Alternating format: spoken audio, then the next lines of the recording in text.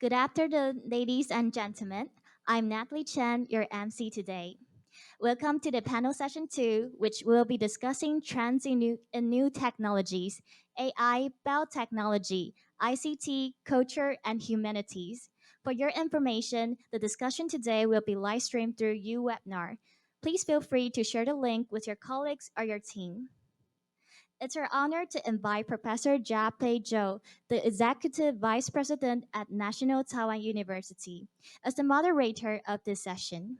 She has successfully promoted numerous international cooperation regarding science and technology, economy, culture, and education. Wait no longer, let's welcome Professor Jia-Pei Zhou to the stage with warm applause.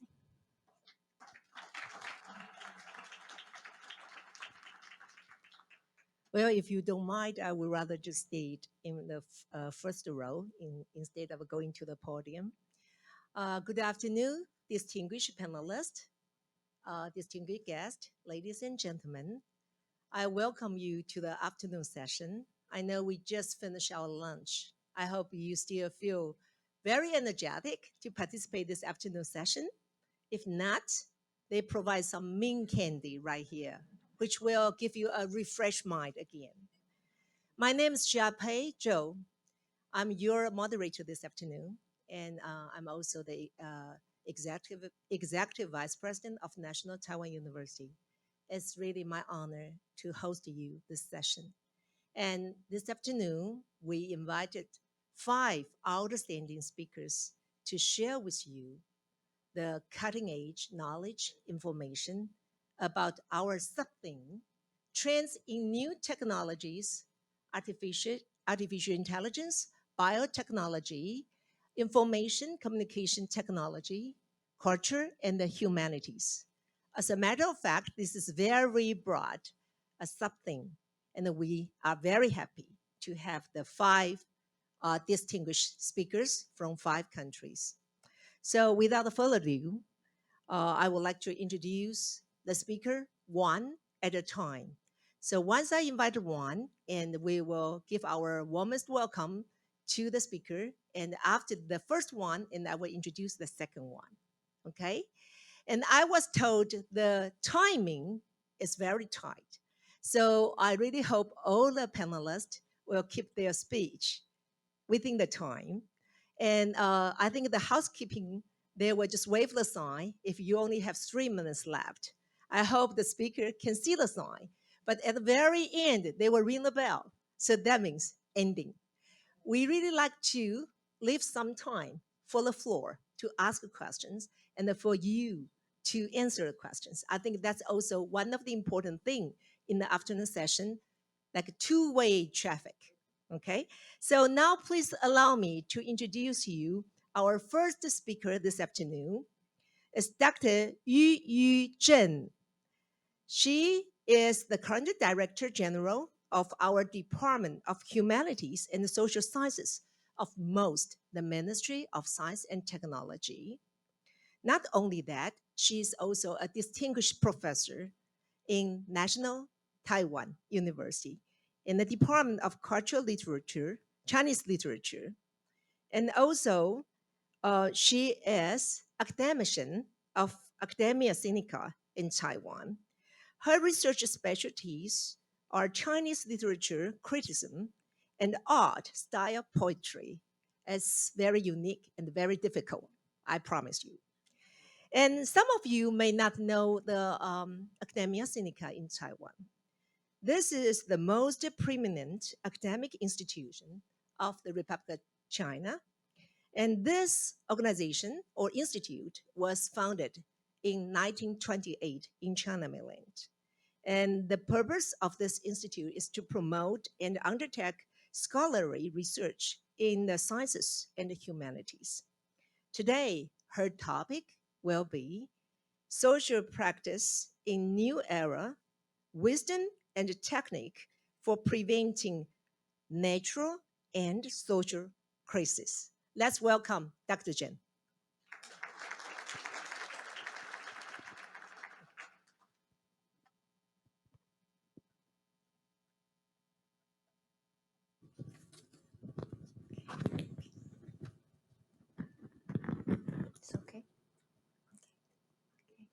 Thank you, Professor Zhou, and good afternoon, everyone.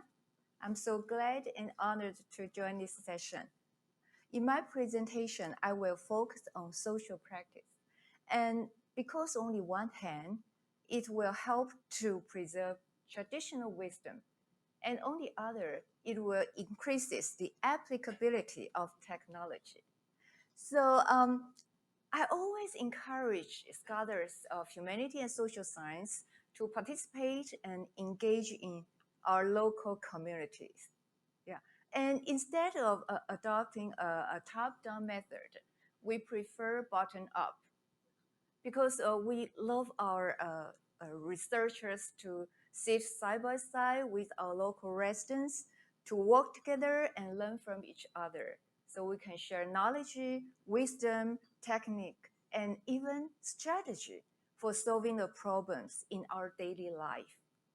And this bottom-up method is very crucial for Taiwan because we are composed of a great variety of technique and in-ethic groups living on a diverse landforms. So we always encourage our scholars to build a mode that could for dialogue, response, and also diagnosis.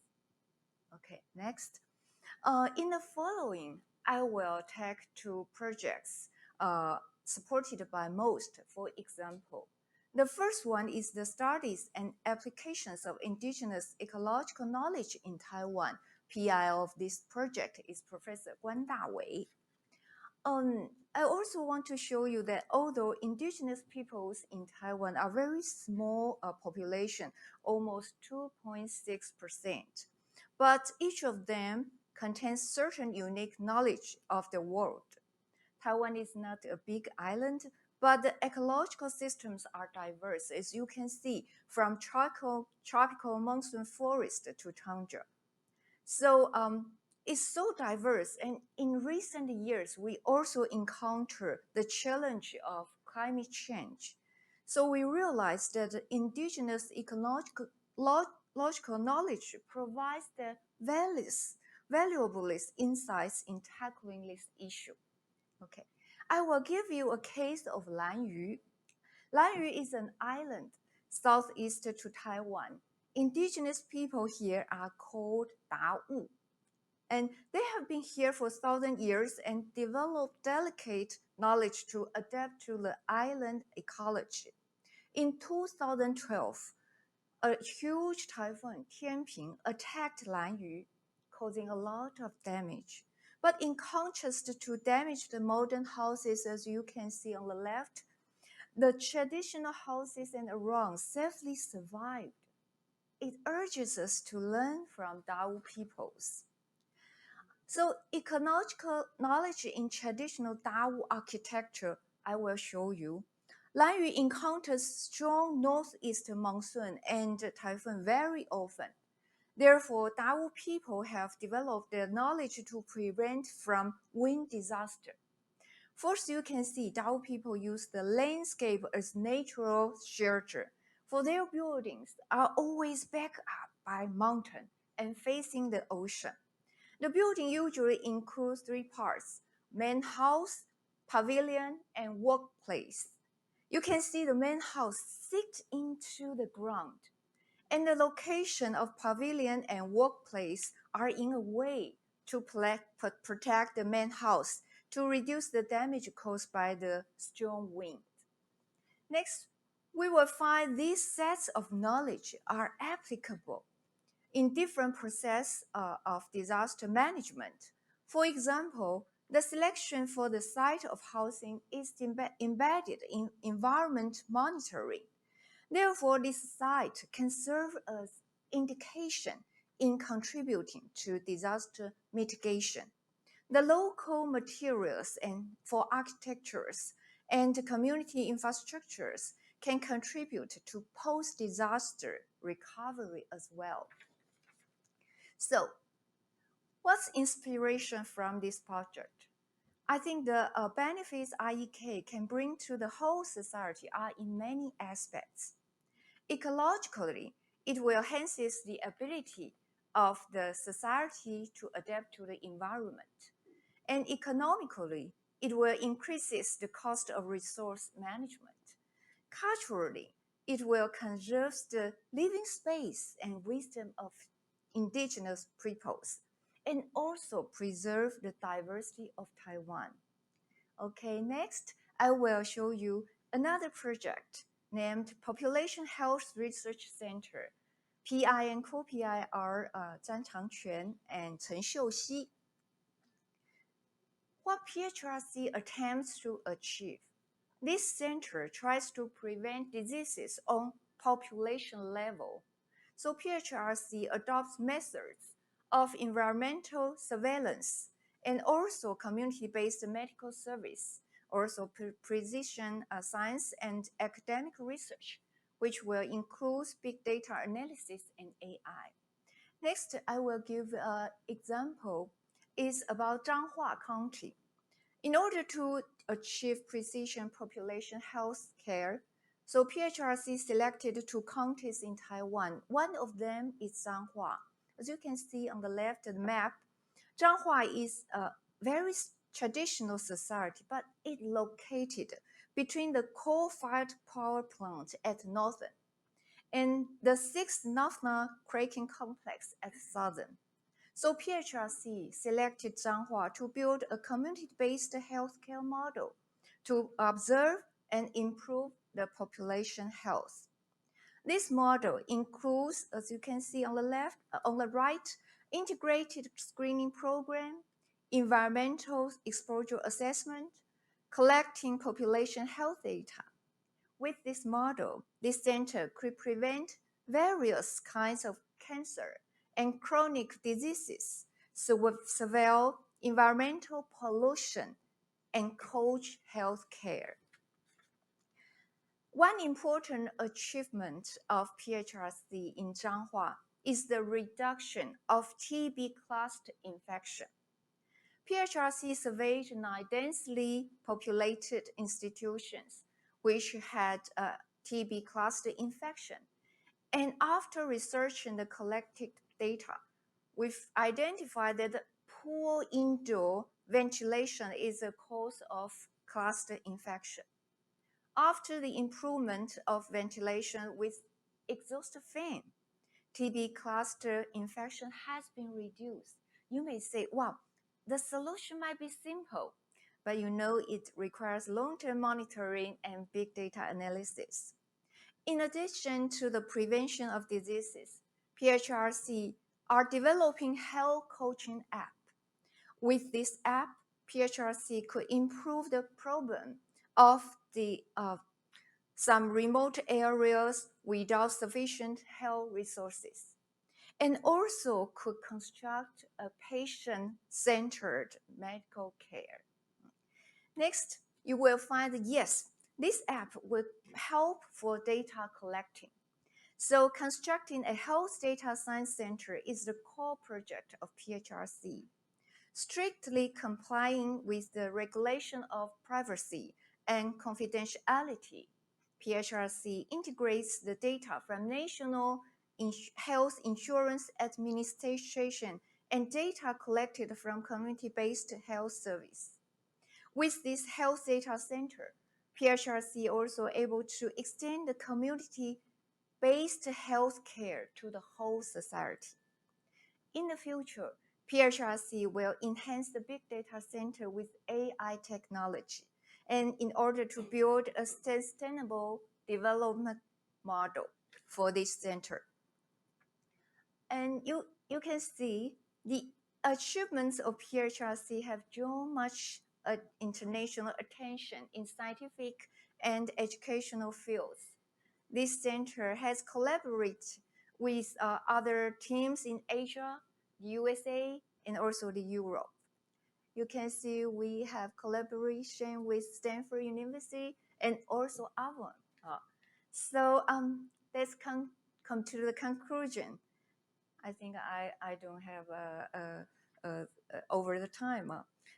Taiwan might be not be a big country, but it has very diverse landforms and culture.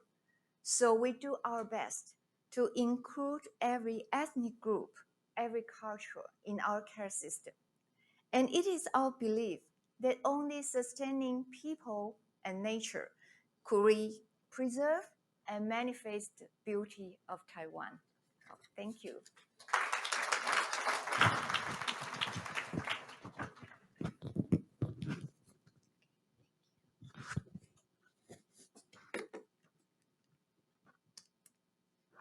Thank you, Dr. Jen. Thank you very much for such a wonderful speech and also keep the time. And I would like to introduce our second speaker from Thailand. It's Dr. Narom. If you pay enough attention this morning, you heard the MC call his last name perfectly, which is a very long last name. And I understand there's a tip. So I asked him, how should I call him? He said, Dr. Naram will be perfect. Thank you so much. And Dr. Naram, now he is the president of National Science and Technology Development Agency in Thailand. He also served as the board chairman in several international companies. And his research or specialties include, but not limited to, the manufacturing engineering, science and technology innovation. Today, he would like to share with us the Thailand moving forward with bio-circular green economy. Let's give the warm welcome to Dr. Naram.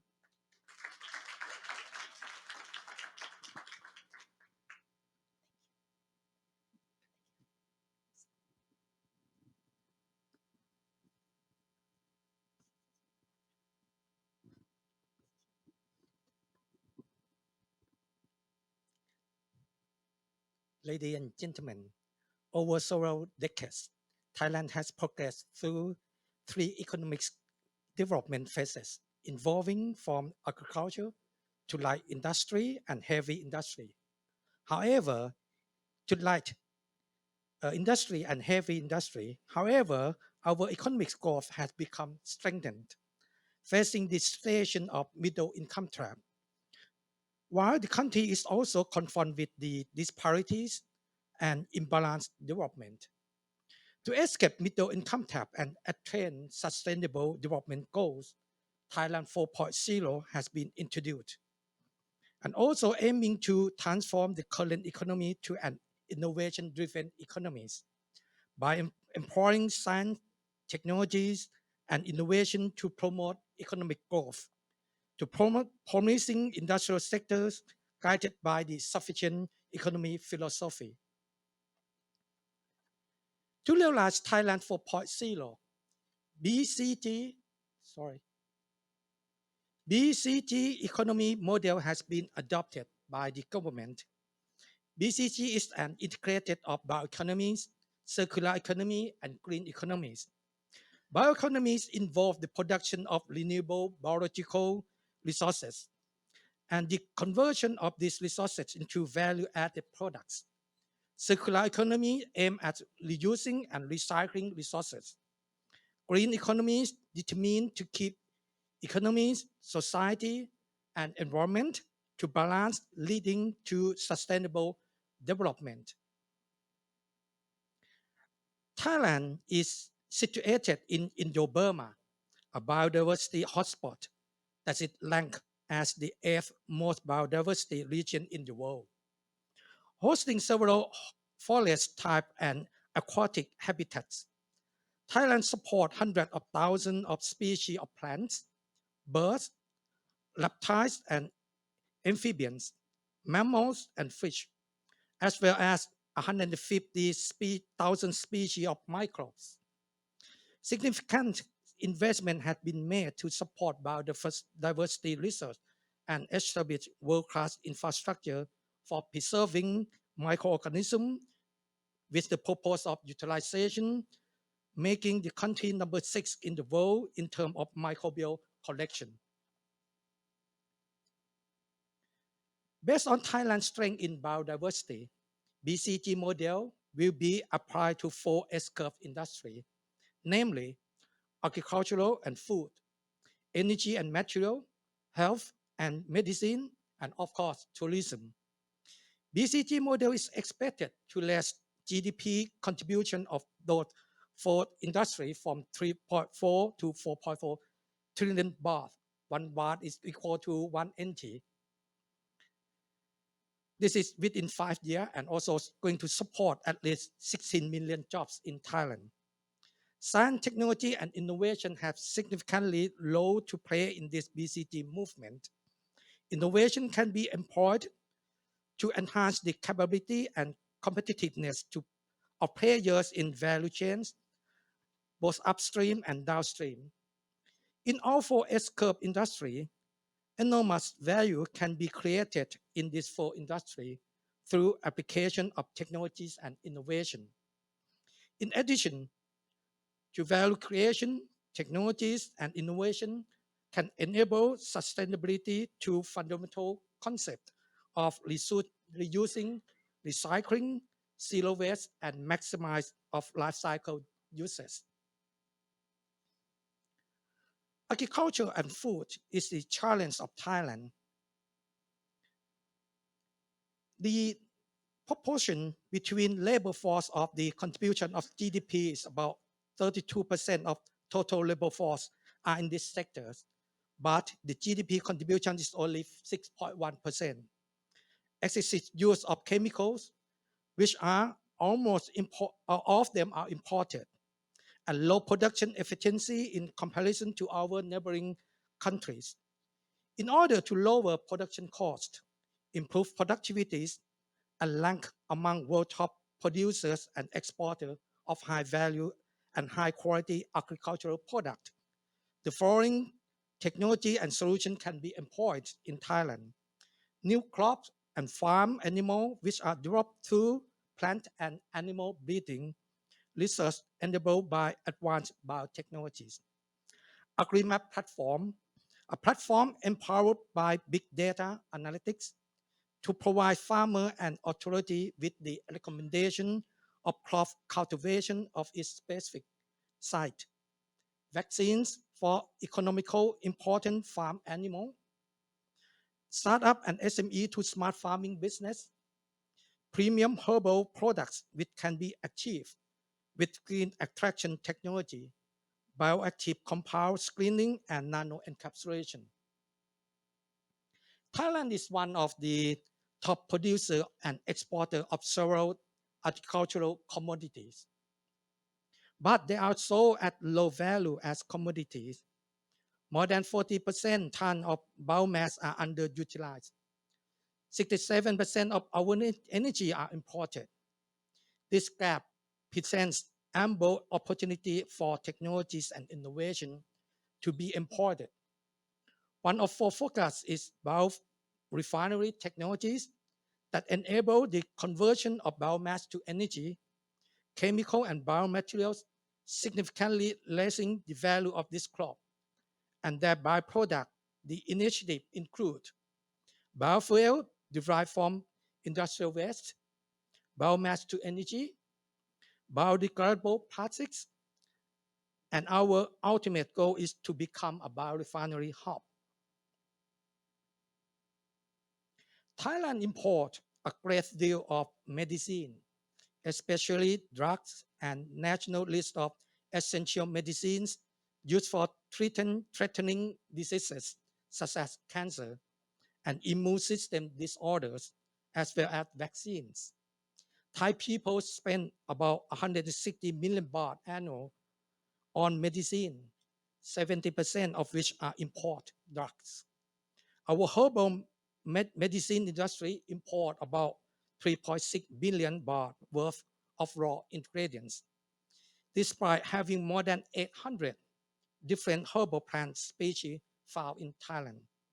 To turn this around, we are looking at promoting an establishment of the Critical Research Organization or CRO, investing in research and production of biopharmaceutical and essential vaccines, developing genomic screening business, upgrade herbal products to a premium quality with improved efficacy through nano encapsulation technologies.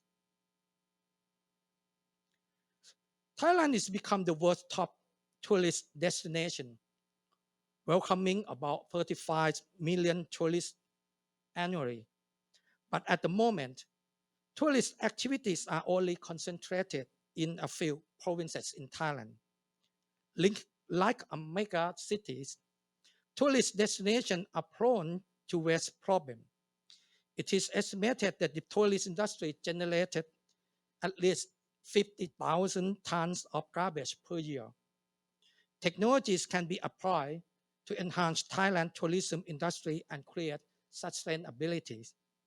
IoT and big data platforms can offer solutions to tourist destination management system and can be employed to develop an efficient waste management system by collecting and analyzing waste data and optimizing waste collection. Science and technology can play a pivotal role in developing new tourist attractions and products such as promoting a site of a bird observation spot based on biodiversity study.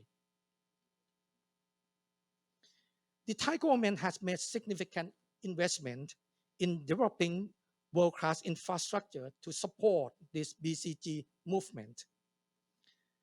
One of that is the National Biobank Center, which serves as the infrastructure for preserving biological resources, which include plants, seeds, and microorganisms for use in research. It is decided to link with the digital biobank, which comprises digital cell bank, digital seed bank, digital gene bank, and also human genome database. The center has over 80,000 microbial strains in its collection, ranking as the largest microbial collection in the world. The National Omics Center is an essential facility. It is fully equipped with the cutting-edge genomics, proteomics, transcriptomics, and also metabolomics tools that enable biologists to generate and process omics data to support a better understanding of biological system and eventually the development of success innovation. Center of Life Science Assessment serve as an central body to house the National Life Cycle Assessment Database, as well as to develop data management system and LCA tools in accordance with the international standard. Last but not least, the Thai government has allocated at least 3.4 billion baht budget for establishing a biorefinery pilot plant.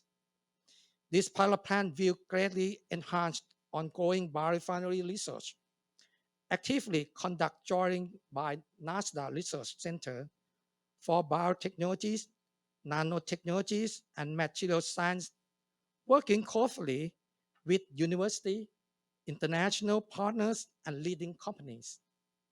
This facility will be located at the Eastern Economic Corridor of Innovation, a new innovation zone spanning over 1,200 acres of land, designated serve as Thailand's new Golf Hub.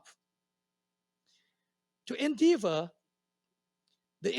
to develop sustainable economies and social cannot be done alone, as sustainability is the common goal among all nations and call for concert effort. I wish to invite collaboration from our partners, both in research and technologies, localization, to develop innovative solutions for global sustainability development. Thank you very much for your attention.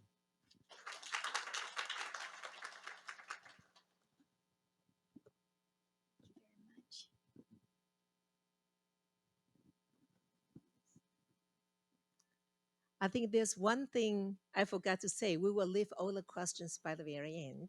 So that will just keep every speaker's own time. Thank you so much for your wonderful speech. Now, please allow me to introduce you the third speaker today. is Professor Jesse Dasinsky. I hope my pronouncing is okay. Thank you. And he is currently the president of Polish Academy of Science.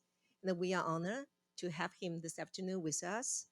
Not only that, in addition, he is also a professor of Necking Institute of Experimental Biology since 2007. And he was elected to the Academia European in 2012. His personal interests include the bioenergetics and also the neurodegenerative disease and aging. That's very important to the current our human being facing the problem. So today his topic will be the impact of climate change on forests in Poland. Let's give him the warmest welcome. Thank you. Thank you. Thank you.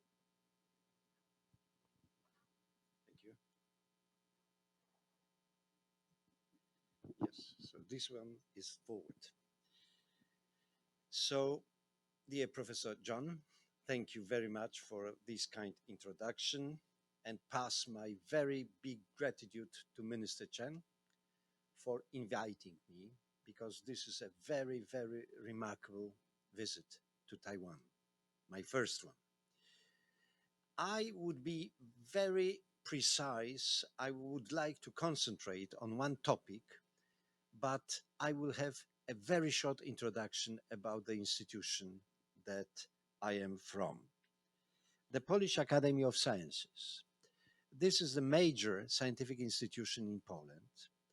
It has not only corporation of scientists, learned society, but it has also institutes, 69 of them, and there are about 4,000 scientists working, staff is 6,000, but scientists 4,000.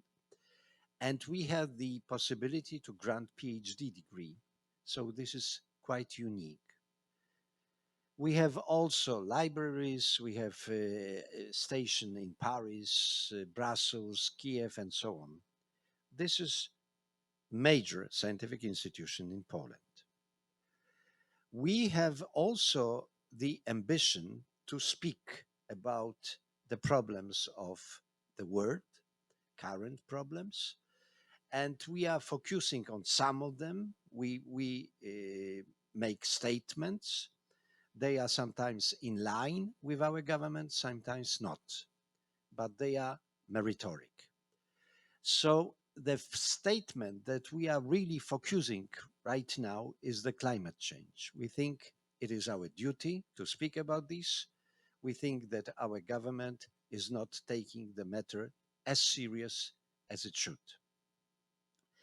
And to show these how important it is, we think not only in terms of global issues, but we think also in terms of our national issues. And the forests, trees, is the example. So, as you know, the climate change is now the phenomenon that everyone realizes is very important, but the governments are not doing enough. And the recent trend is to concentrate on the regional, local issues to show to the society that it is important. And this is why we do these kind of statements. We know that the level of CO2 is increasing every year, from year to year. We know that we observe some of the phenomena that are very connected with these increases. For example, forests in Poland are really hit by the changes of the climate. And I would like to say that we did a study. We did a study and we did a prognosis how the forest in Poland will be changed with three scenarios. One, it is optimistic, another one is intermediate, and there is also a pessimistic one. But the point is that it is the perspective of 2000, 2100 year. But it is not right. Actually, that these changes will be seen much earlier, in about 30 years or even 20 years. So these changes are caused by global warming, but actually it is not warming, global warming. It is the very complicated interplay of phenomena like annual temperature amplitude, like maximal temperature of a warmest month, and the amount of water in this warmest month. This is what really affects our trees. And now look, these are the pictures I really love to show you. The pine. This is what it is now. This is where pine is fine. But when we move from, let's say, optimistic to pessimistic scenario, the red means the places, the location where pine will vanish. And I will tell you that Poland is here. So the pine with pessimistic scenario, and we are heading for pessimistic scenario, will vanish in Poland very, very soon. This is the birch. This is how it is now. It is happy in Poland, but it will be hit in southern part of Poland and actually will vanish when we will go for the changes that we are heading to. It will vanish very soon. This is spruce. Spruce, exactly the same situation. It is doing well. We have some problems already. You can see by this red color, but it will, even in optimistic scenario, will vanish from the Polish forests. Not all the trees will have problems. There are some trees that will increase the region in Europe, like fir. And there are many others. We have studies 12 species of trees. Another one, ash, the same situation. So oak, situation the same. So I can say that on our very, very, careful studies, we have chosen few trees that are losers when climate change in Poland is concerned. These trees will disappear in few decades when we will not combat the climate change global phenomenon. There are some trees that are winners that will replace these trees. But the point is that right now, currently, pine is really the tree that is dominant in Polish forests. It accounts for 58%, about 58% of the area in Polish forests. Then the birch and spruce are also very, very significantly present in Polish forest. So in a few decades, because of climate change, about 75% of area of Polish forest will be empty. And that will change the nature in Poland completely. That will be recognized to people living right now. And that is exactly the message that we are speaking to society. And that is exactly the message that we are speaking to government. We say, if we will not do, if we will not fight the climate change, you will see this kind of phenomena.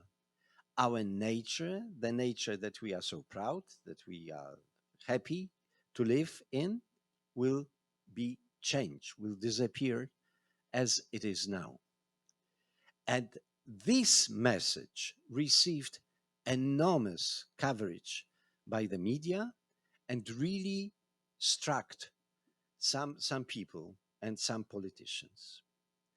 So this is the paper that it was published in, and I'm very happy to say that this is something that is done in Poland. So I would like to tell you the following. I came to Taiwan because I think the science is for making bridges between people, especially in regions when there is a problem of isolation. We in Poland had this kind of problem before, 30 years ago, and we understand this. And we would very much like to make bridges. This is why I came to Thailand. Sorry. I came to Taiwan. I was listening so carefully to the previous lecture. I came to Taiwan, and I hope, because I've learned that you are very much interested in the climate change issue, to have a very, important cooperation on this issue that can benefit both of our countries, that can benefit science, and will really be a field that we will build also other issues to cooperate with. But that, I hope, will be a very important, very first step. Thank you very much.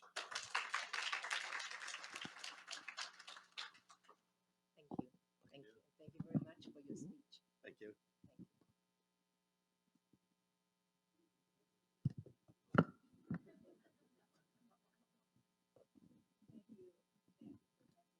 Pinsky. I'm very glad to hear that Poland and Taiwan can work together, and also many other countries' scientists. We are looking forward to working together to fight the global warming and some other issue which we are facing a very big challenge. And I believe through our hand in hand working together, the challenge will be no longer challenging. And I also like to report that for the last 6 months, I visited Poland, Warsaw twice. And I love your forest. I don't want to see that vanish. So we really have to work together. So next, would you please allow me to introduce you our fourth speaker this afternoon in this session, which is Professor Alexander Bly, who is the chief scientist of the Ministry of Science and Technology in Israel. He was also serving as a professor in many famous, prestigious universities, such as Hebrew University of Jerusalem and also Ariel University. And he was assigned as an advisor to Prime Minister of Israel between 1987 and 1992. His personal interests or specialties include trafficking of contraband and political history of the Middle East. Today, he's going to share with us the Israel in the forefront of the fourth industrial revolution. Let's give him a big hand. Welcome him. Thank you so much.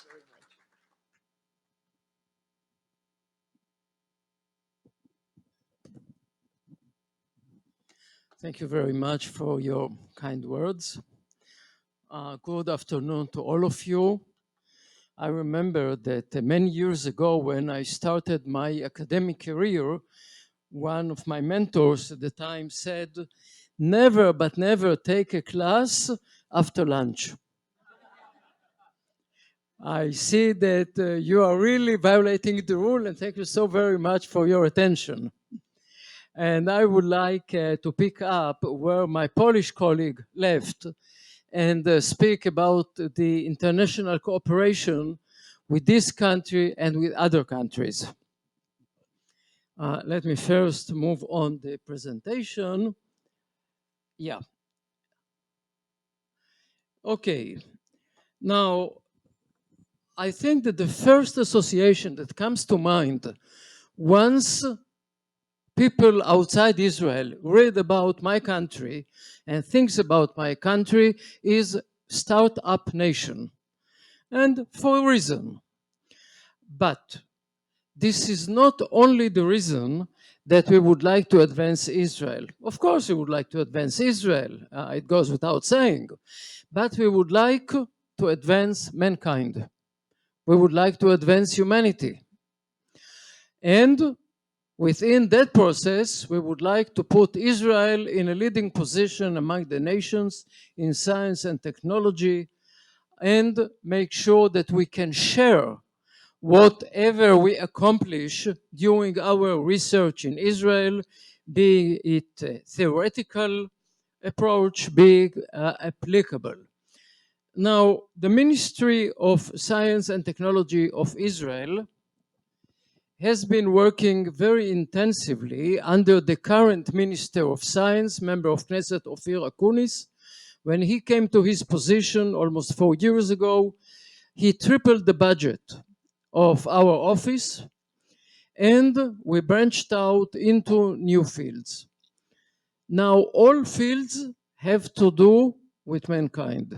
Whatever we're doing, always it is civilian, always it has to do with people living all over the world, from the quality of water to the quality of soil, agriculture, we had your presentation, and anything that we can all share.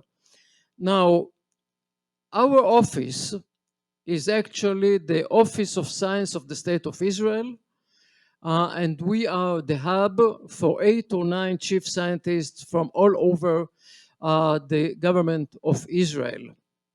Together with the universities and research centers in Israel and our colleagues from the other ministries, every year we put together the list of the Israeli national scientific priorities. We present it to the cabinet through the Minister of Science and Technology, and finally, after a long process, it becomes official Israeli policy. Now, we do not have the time, and I was reminded of the time frame. We do not have the time to get into the list, into the full list, but I would like to share with you 1 or 2 of the topics that are on our table these days.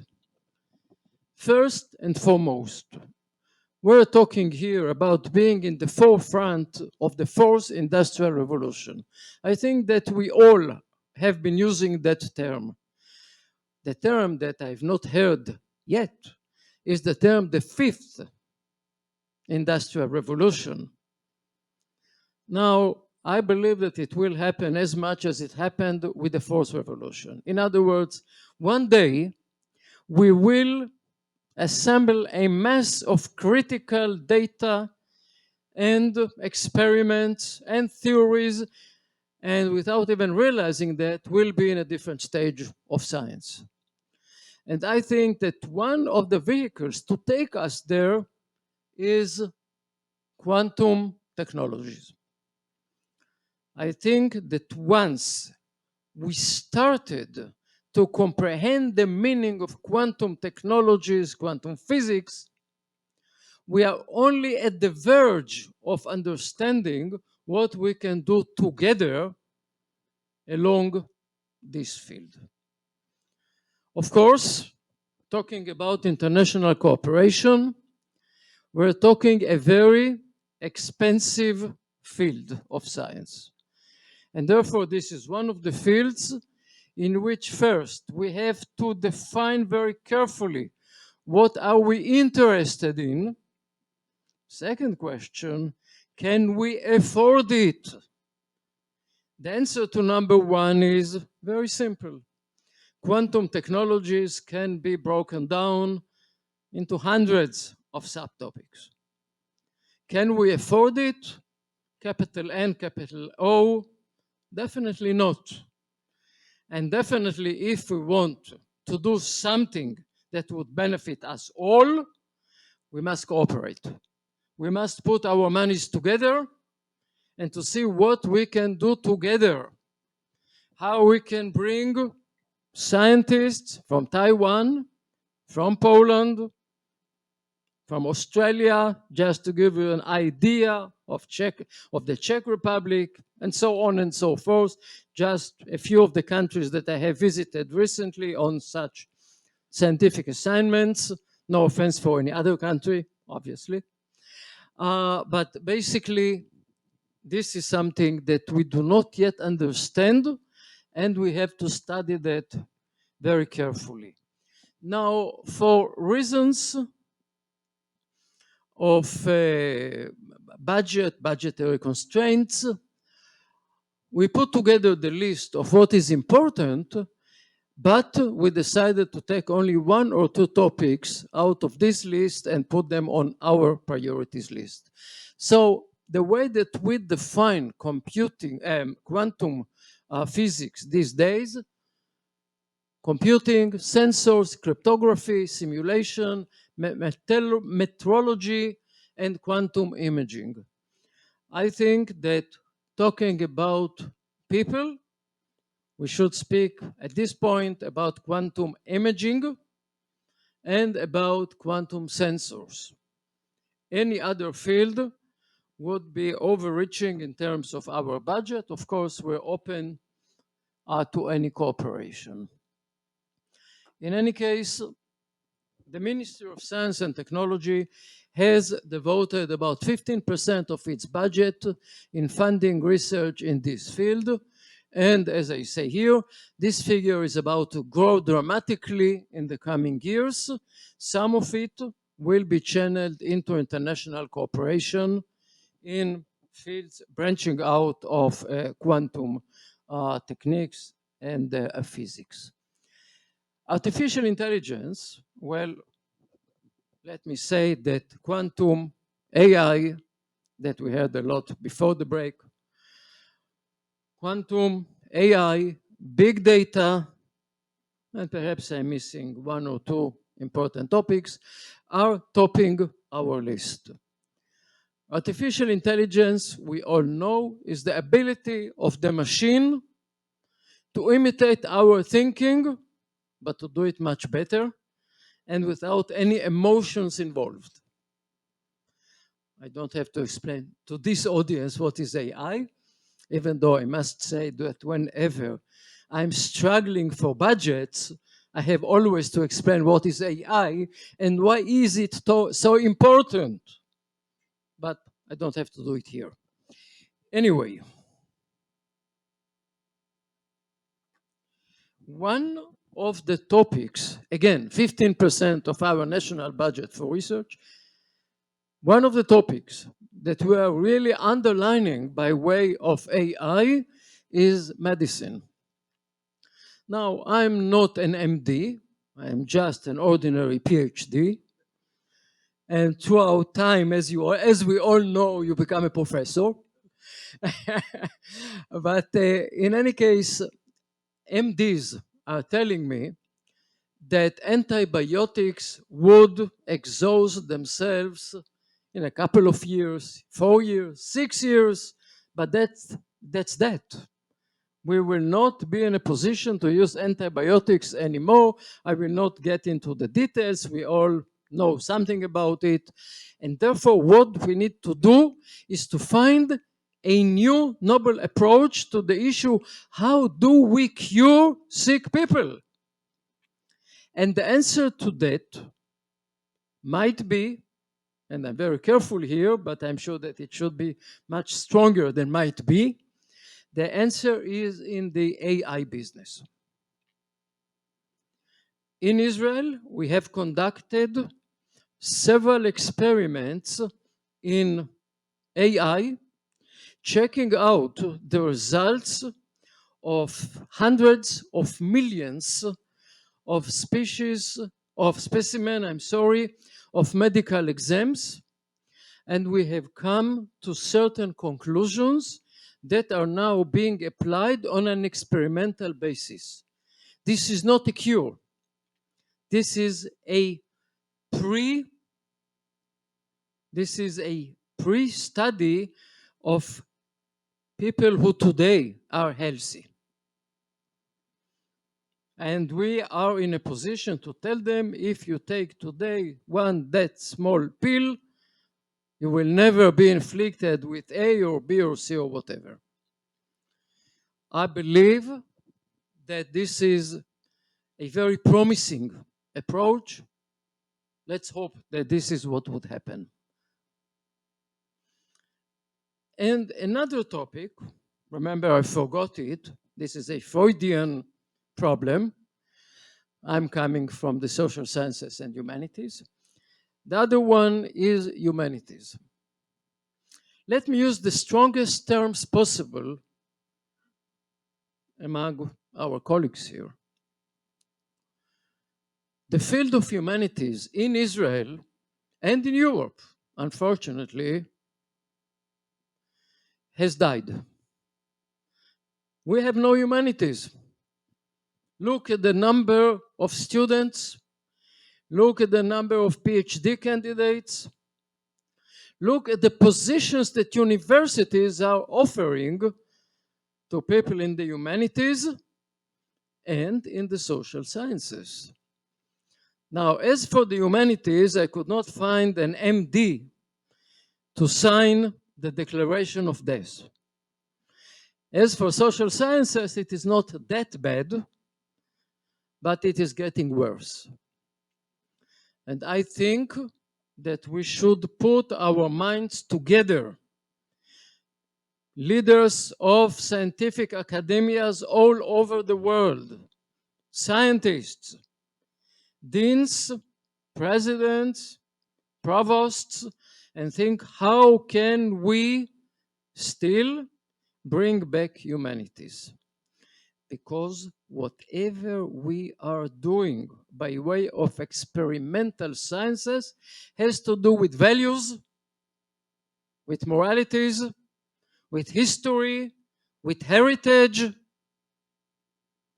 And you know, I can go on. Let me just say two code words here: music and art. How can you teach a student? And I'm sharing with you my first-hand experience. How can you teach a student that when you say Smetana or I don't know, any other, Pantadeusz, for instance, and you mention these two names, this is one work, this is one person, you mention these two names and you look at them, they don't know what you're talking about. And one day in class I said, I'm sure that you are all familiar with that very small booklet by a Russian author. This is what I'm telling them. His name escapes me, you know, War, Peace and War, something like that, very small one, a thin book. And I believe that we all know that phenomenon. The students would say, yes, yes, yes. And I say that booklet, and they say, yes, yes, yes. Come on, guys. How can, of course, how can you without Tolstoy? But this is only one small example. And we need to do something to save humanities, either by digital humanities or by old-fashioned humanities, or integrating humanities into our programs of STEM professions one way or another, which, by the way, as you can see from the title, is the way that I prefer. We must give the students some bait, excuse me for the language. And if you give them that bait, humanities and something out of the STEM fields, okay, let it be. Now, I'm getting to the end of my presentation, I just wanted to share with you the philosophy behind the science policy of the State of Israel, what we can do, what we would like to do, and on what we would like to internationally cooperate, especially with your country. You are representing old tradition, very old. Actually, I believe that the Chinese people and the Jewish people are the two oldest peoples on the planet. And we look into you as current partners and as future partners. Thank you so very much.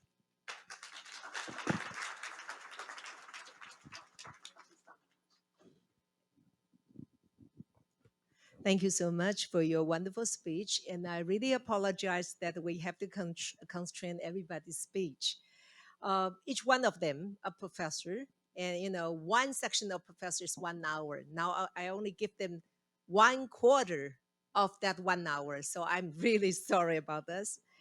Now I would like to introduce you the last but not least speaker today is Professor Malhotra. He is a member secretary of India Council of Social Sciences Research, the Ministry of Human Resources Development. And he also is a member, the governing board member of a number of the national and international organizations. His specialties include, but not limited to, governance and economic development, corporate governance and performance, and the IPR. Today, he would like to share with us the changes in technology and the society. Thank you, and welcome him.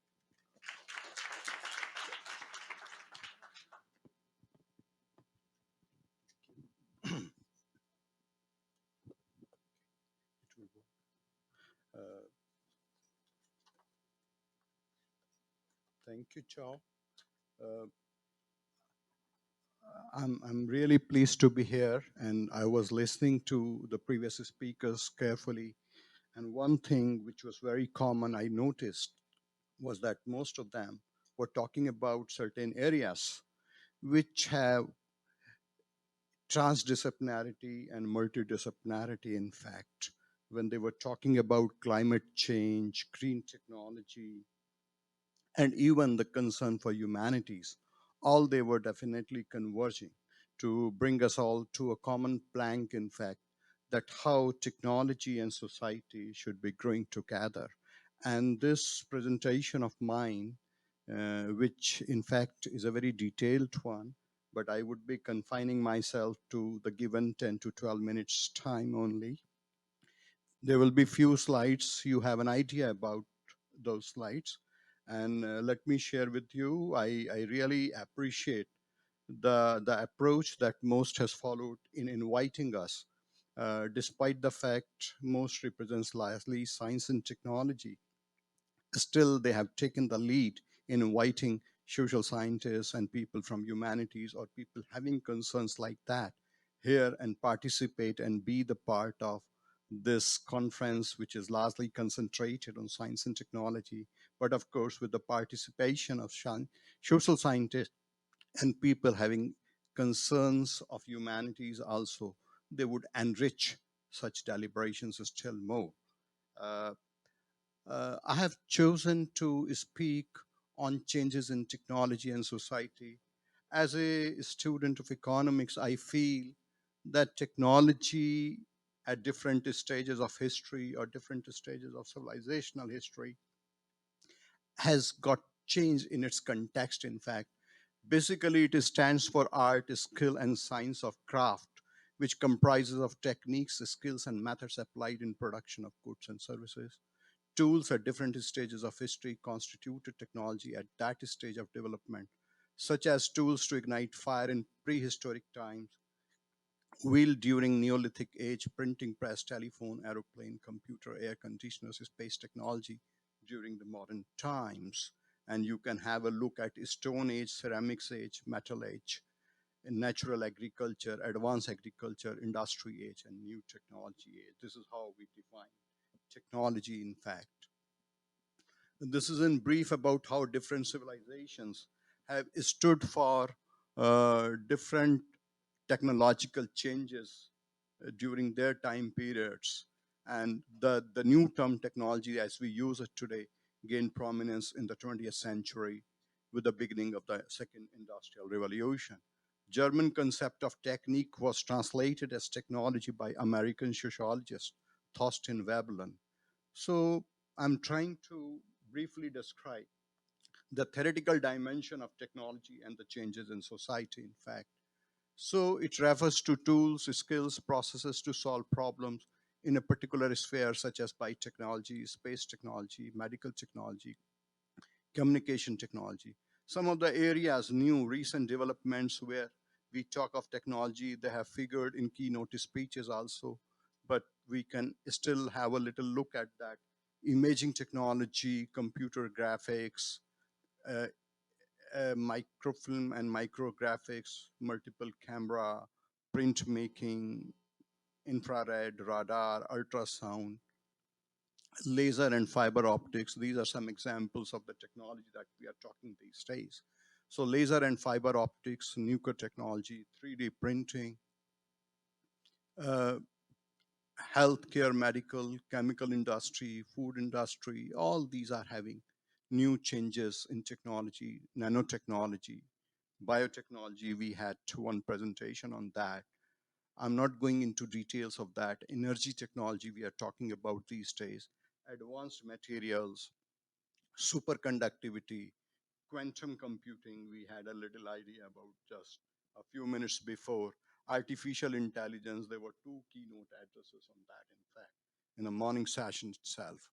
Space technology, again, a very interesting area because we these days are talking about space flight, satellites, and space explorations also. So technology has become all pervasive in all facets of life, be that economic, social, political, etc. Contribution of technology includes global integration. There is no denial to this reality that world today is more connected than it ever was. And in days to come, we do aspire to have a still more connected world than we could think of, in fact. It has made our life convenient, in fact, and it is considered to be a driving force for economic growth and development. So much so that countries are today categorized as highly developed, developed, or less developed on the basis of their advancement in technology. The effects of technological change on the global economic structure are creating immense transformation in the way companies and nations organize production, trade goods, invest capital, and develop new products and processes. It has definitely economized transportation and communication cost, and there is a reduction in transaction cost. I know from our research in India that in banking industry, a personal transaction take rupees 100, whereas an electronic transaction takes just 1 rupee per transaction as its cost. So this is how economization of transaction cost has taken place. There is increased productivity of capital and labor also. We all understand that earlier there used to be a comparison between labor and machine was then in the course of time replaced by capital. And now we are talking about three basic inputs, in fact, labor being one, capital being another one, and technology being most importantly the third one. And capital and technology, they are mutually, in fact, at times complementary and at times substitutes as well. But the new developments in technology have definitely led us to believe that technology all the time doesn't happen at higher intensity of capital. And somebody was talking about indigenous technology. I think that was proving this point that I intend to underline. Improved infrastructure, you could say they have a lot many wide array of disruptive breakthrough technologies are rapidly informing the way infrastructure is built and operated. Green technology, we were talking about it. There's a lot of emphasis on climate change, ecological balance, environment, etc. kind of thing. And even in everyday use, we are emphasizing the technology because industrialization is said to be an exploiter and a destroyer of the climate that we have. But technology is causing or bringing about lot many changes. Uh, Technology is being used for the social work also. I'll just give few examples: disaster research, entire environmental research. They could be healthcare. There could be few examples in this area, in fact. But there are some concerns which are being expressed. Most of the researchers in the recent past, over last 10 to 20 years, have been emphasizing that the difference between the people who are well adapted to the modern changes in technology and those who are not well versed with the technological changes, the gap between the two is rising. And there are other concerns which are expressed as stress or anxiety. Somebody was talking about isolation a few minutes before. Tensions, strains, pains. It's not working. That's right.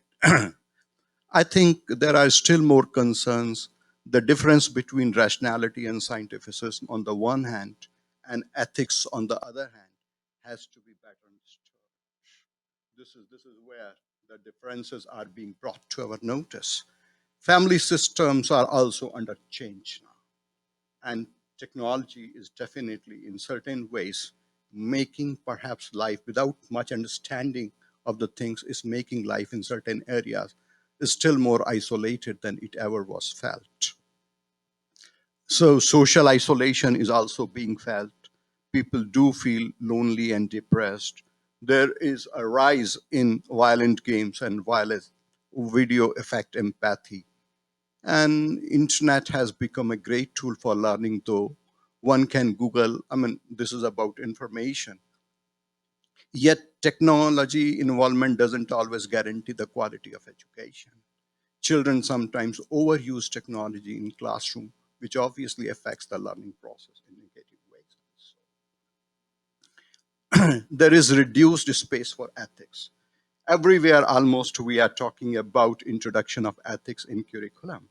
The need is that it is not being practiced in real life, and that is why there is still more emphasis on introduction of it in the curriculum part. And risky behavior, sex texting, cyberbullying, cybercrimes, these are some of the serious concerns. Pace of society and technology are different. There used to be a time that society used to determine the pace of technology and the next order of the technology. Now it is technology which is determining the level of the society. I've talked about the advancement of a technology. The advancement of the society is measured by the technological level that it possesses at a point of time. So concentration of development, there are 6 areas, in fact: industrialization, urbanization, modernization, transport, communication, and social media. With these, I would like to finish my presentation. So I would just like to press that there is a strong need to have technologists, technology innovators, and social scientists at one place. There has to be a greater degree of interaction between the two, and we have to involve a greater degree of interdisciplinarity, multidisciplinarity, or transdisciplinarity in our researches and in our innovations. It is better suggested that if technological changes can be first piloted at social level before their introduction in the real life. Technological changes during its development stage itself should be adequately debated among the society. Teams from bringing up teams can be formed uh, to bring about technological changes. They must have inclusion of the social scientists as well. With these words, I would again thank most for inviting me and would compliment them to have completed 60 years very successfully. And I believe that this inclusivity with the social scientists would tend to increase in days to come. Thank you very much. Thank you so much. We have about 12 minutes left, but I would like to ask your permission. We can extend for 5 more minutes up to 3:05. I understand the informatics session is important, but the coffee break is equally important. So please allow me to use just 5 minutes of each one of you. May I invite all the panelists and sit on the first row here so we can be facing to face, please. Yes. And because we only have around 15 to 16 minutes for the Q&A, so I would like to ask each one of you, if you would like to ask a question, please address your question within 2 minutes. And if your question is particularly for any of the panelists, please say so. Otherwise, I think I will let them to give their responses freely. Okay, and can somebody help me to handle the microphone? I think we only have 2 microphones in this room, so I would like to give my microphone to the assistant. If anyone, please raise your hand, and they will hand the microphone to you. Oh, there's one, the first one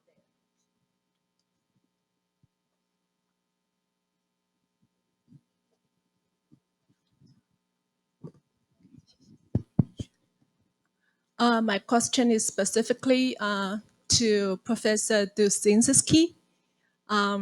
It's very touching to hear you mention the experience of isolation situation of the 2 countries. Also, on top of that, one commonality that Taiwan and Poland share is the large area of forests. So 60% of Taiwan is covered by forests. So I'm wondering, in terms of the forest protection, what is the strategies that the 2 countries can work together to prevent the trees? Is it on? Yes. So I will be very quick in answering. Of course, we have strategies. Of course, we think we should right now start planting new trees. Of course, we think we should observe how the forest is dealing with trees that are sort of dying, because we believe that natural processes is the processes we should follow, not the economic forest that is very, very widely seeded in our country. And I'm very happy to hear that we have similar problems. And I'm very happy to join forces to conquer these problems. We have also to use biotechnology. We have to use very advanced techniques to try to make trees resistant to draw, to make trees resistant to higher temperatures, and so on and so on. So I missed, where are you from? I would be very, very happy to talk to you later on after this panel. Thank you very much. Sorry to forget to introduce myself. I'm the president of Tzu University, located in Eastern Taiwan. Thank you very much. Let's meet after the panel. So do we have the second hand? Thank you.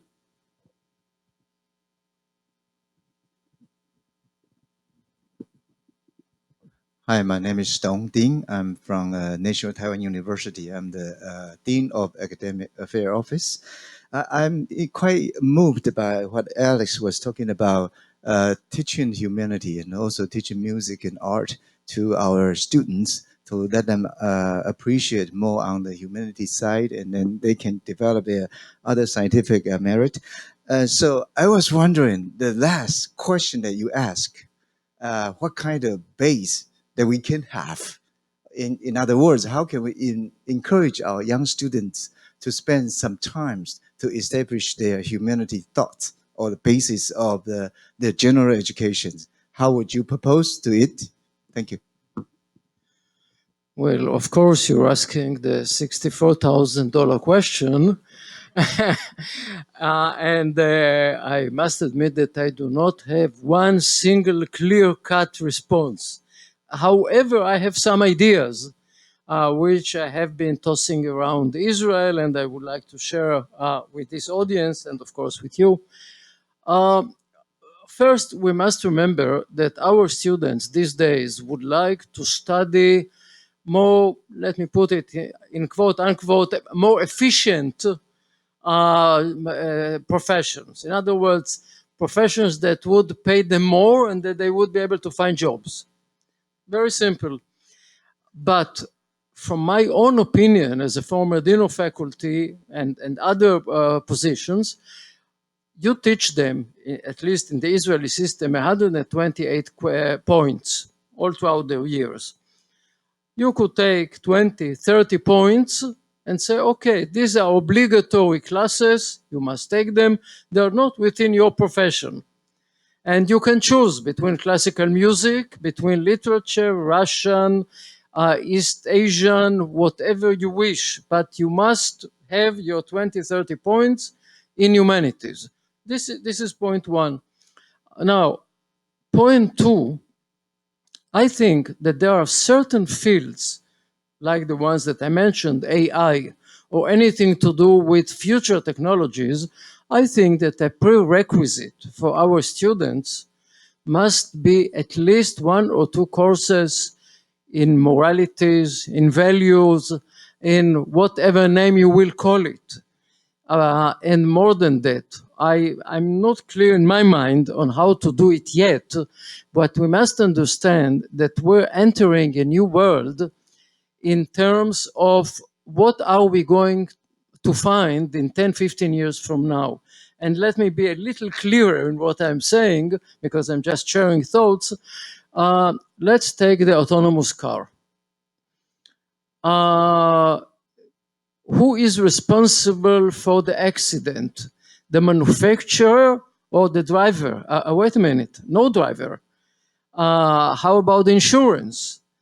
What about our own personal responsibility once there is something like that? Now, how should we behave in regard to privacy issues, for instance? And this is already a very relevant issue, because today we all know the issue with big data. There is no privacy. I mean, Google, Cambridge Analytics, and so on and so forth. Are we clear in our minds what are our rights as human beings? Does it say anything? Is there a United Nations and international treaty on privacy? Actually, let me tell you that the Israeli privacy law was last modified in 1981. Means nothing today. And this is just one domain out of very many, actually two: cars, privacy, etc. And all of that has to do with the world that awaits us just in the next corner. And if in the past we could say, okay, this is science fiction, it is not science fiction. We all remember, well, part of it in this hall, remember the public debate about the taking or the planting of human organs, a dead person, a live person, donation of an organ, etc. How about an artificial heart? Does that mean anything in terms of values? I'm afraid that it does. Have we thought about it? Not that I'm familiar with, and I'm looking from time to time for literature on that, and so on and so forth. And therefore, as I said, no clear answer. I think that we should put our minds together, people from science academies all over the world, people from universities, people from philosophy departments. Wait a minute, there are almost no philosophy departments today, unfortunately. Yeah, there are some, indeed, we do still but have. much less. When I was undergraduate, each university in Israel had a philosophy department. today they do not even resemble what was at that time. So this is my very partial answer to your very serious question. Thank you. Thank you for the question and the answer. And I would like to ask Professor Jen to add a few words on this same question. Thank you. I think I talk about social practice. It's not only to take care of about medical or some social problems, but we also love people to learn from local artists, such as painting, songwriting, or even handcrafts. So we always believe that mutual understanding from to know each other about their living experience. So I think the mutual understanding will be the real ground for technology, society, or even for the whole world.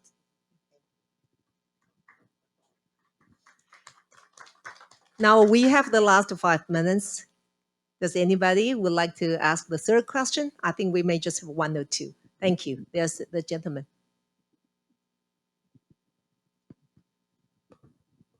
Please introduce yourself first. Hello, I'm from the National Donghua University, which is located at the Eastern Taiwan as a Tzu University. I'm Dean of the International Office. I would like to ask one question because I'm physics. So I would like to ask the quantum about the quantum technology because the quantum physics or quantum dynamics is a common lectures in the physics department. But right now we know the very hard about the quantum technology. So I just wonder, Israel or the India, how to you invest 50% or more resources in the quantum technology. Yeah, how to do that? Because I wonder right now the Google and the IBM already invents or have the facility about our quantum technology, but right now only the prototype. So that is a very complicated, expensive, very expensive the technology. Because right now we still the conventional the semiconductor technology. How to do that in your country? What kind of plan? Because you invent 50%. That's a lot of resources. Thank you very much.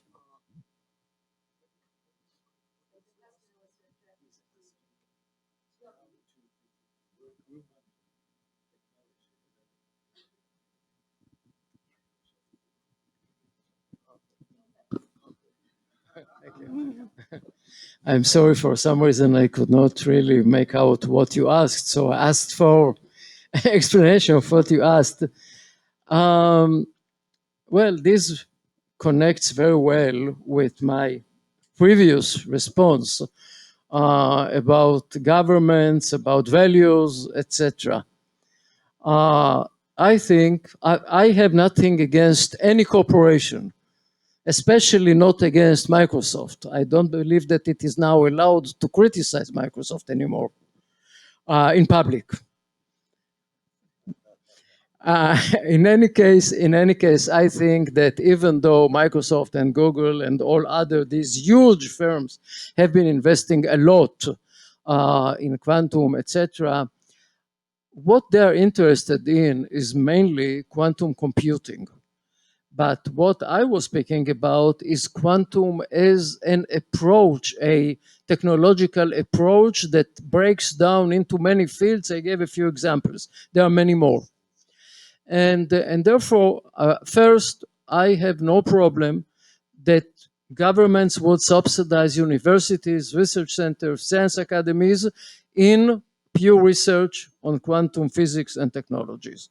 This is one of the barriers that we, as ordinary people, should build against the conglomerates like all these, the ones that we mentioned. Secondly, these are commercial firms, which is totally legitimate. They would like to make a buck and run, as the Americans are saying. That is, to make just some money, to make a profit. But what we, people in academia, are interested in is advancing science. And we don't know what would come out of our experiments. And thanefore, I think that we should invest in pure science, in pure quantum, of course, break it down into subfields. But our focus is very different. Our values are very different. And we are not in any way, shape, or form in any competition with those mega firms. Thank you.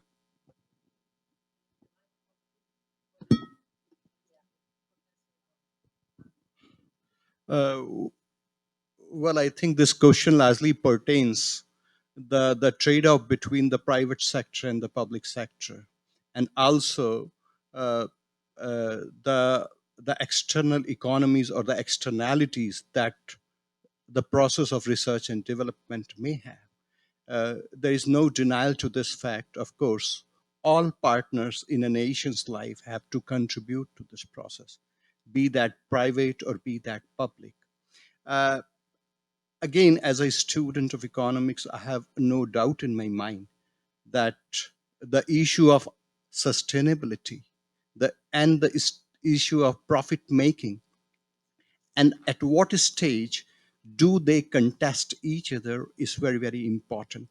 And the trade-off between the two is yet to be decided, in fact. But it is only the very process of development, and when I say development, I do not essentially imply economic development. The process of the development of the word as such will make us wiser to understand this trade-off and draw the thinner lines which are missing at the point. And even I'm very, very sure in the course of time, the big companies are bound to get wiser, and they would understand that there are issues which relate to social responsibilities, and they'll be more responsible than they have ever been, in fact. I asked for 5 minutes. Very short. Okay, all right. She is the organizer of this whole conference, so we give her special permission. So actually, I'm not only the director for GASE, I'm also the director for Biodiversity Center in National Taiwan University. So I'm really glad to hear Thailand and Poland, you're talking about the biodiversity, because I think it's so important. You know, nowadays we talk about AI, quantum, biotechnology, but I think humanity is important. I think biodiversity is important. So tomorrow afternoon, we are going to Taipei Zoo, going to see the tropical rainforest and see biodiversity. I would like to talk more to both of you about biodiversity to see how we're going to collaborate together in the future. Thank you. Thank you. That's a great comment. Thank you. I was meant to say that I asked for 5 minutes for each one of you. A promise is a promise. And now it's a little bit over 3:05. And I personally believe this one of the most successful session that I have ever experienced for. So please join me to give a warmest applause to our 5 panelists. Thank you so much. And on behalf of Ministry of Science and Technology and the GASE, I would like to conclude this is the end of the session. If MC would like to share more housekeeping information with us, thank you so much. Thank you. Sorry for occupying everyone's coffee break. We still need to take a group photo, and so for the group photo, can panelists please gather at the bottom of the stage? Yes.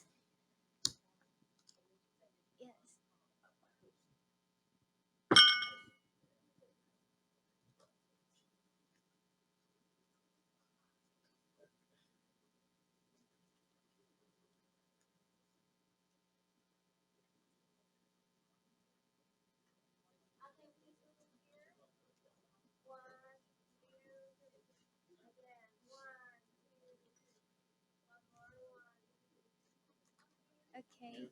Thank you very much. Okay, the panel session 2 has ended for now. We'll then move on to a